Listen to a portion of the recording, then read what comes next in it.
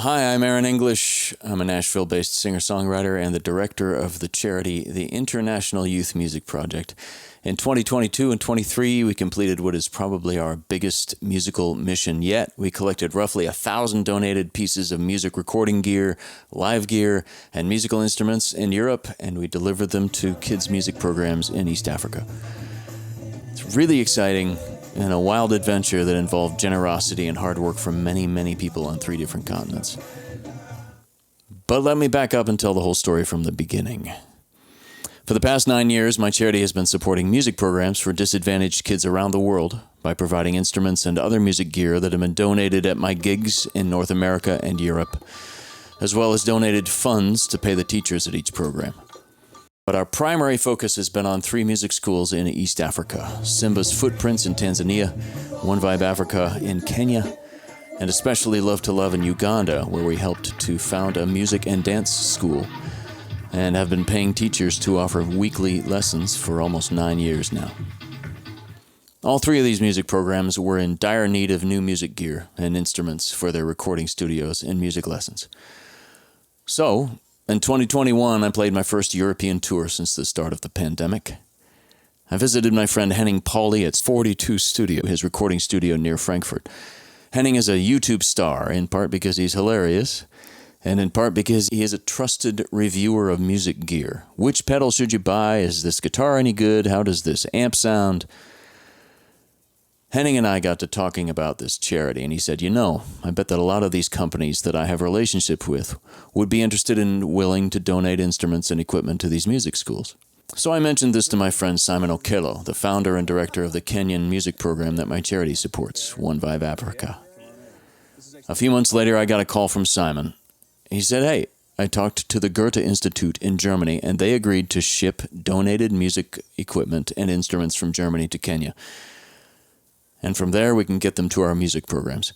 Goethe Institute is part of the German government. It's a program that encourages cultural exchange between Germany and other countries. We got on a call with a representative of the Goethe Institute.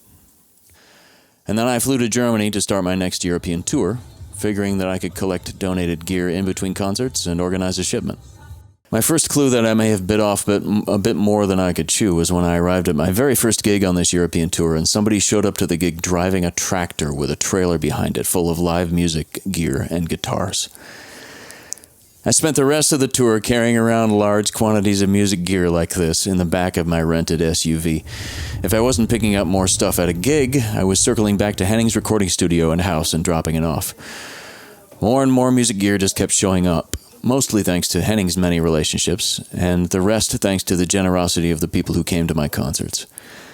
I want to thank these organizations and musicians that donated a particularly large number of gorgeous brand new instruments, mixers, PA speakers, stage lights, or just their valuable time and expertise. I want to thank dozens of my German friends, and these organizations especially, for their help in getting all of this music gear moved from storage place to storage place, organized, cataloged, packed, and padded. Finally, one day, many months after all this started, my friend Christoph sent me these photos from Germany. All of the music gear was finally on pallets and ready to ship, and all the paperwork was in place. I was sitting next to my dad in Michigan when I got all these photos. He was battling pneumonia. He died a few days later. It was pretty great that one of the last things I was able to share with him was the news that all this stuff was headed to Africa at last. Over the next few days and weeks, it all happened very fast. The Goethe Institute loaded all of the donations on a plane. My friends in Kenya then messaged me to confirm that everything had arrived safely in Nairobi. Then they trucked it all across Kenya to the music school at One Vibe Africa. The German ambassador to Kenya showed up to formally hand off all of the donations. The music schools in Uganda and Tanzania sent teams to Kenya to pick up their share of the music gear. Then the very best part. All 3 music programs started sending me photos and video of the youth using these music gear and playing these instruments. And of course, this is just the beginning of the story. Now these kids get to learn how to use the recording gear, play the musical instruments, start playing live gigs with them. The most exciting thing for me is that now all 3 music schools now know each other and are excited to be working together. So we are planning opportunities for them to learn and work together via Zoom and field trips where they can travel across East Africa to visit each other and collaborate. Across borders, across language and cultural barriers, music will be a bridge that connects them all. And that's what it all boils down to. Music as a bridge and a universal language that connects us. That's a cliche, but look what it's done here. It has connected me, random singer-songwriter guy, and my charity in the U.S., to numerous generous friends and allies in Europe, to my friends that run free music schools for disadvantaged youth in Africa, and now these youth who get to connect with each other across borders as they learn to write and record and perform music together.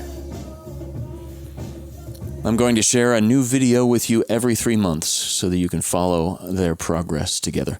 Again, this is just the beginning of the story. Thanks for watching so far, and stay tuned.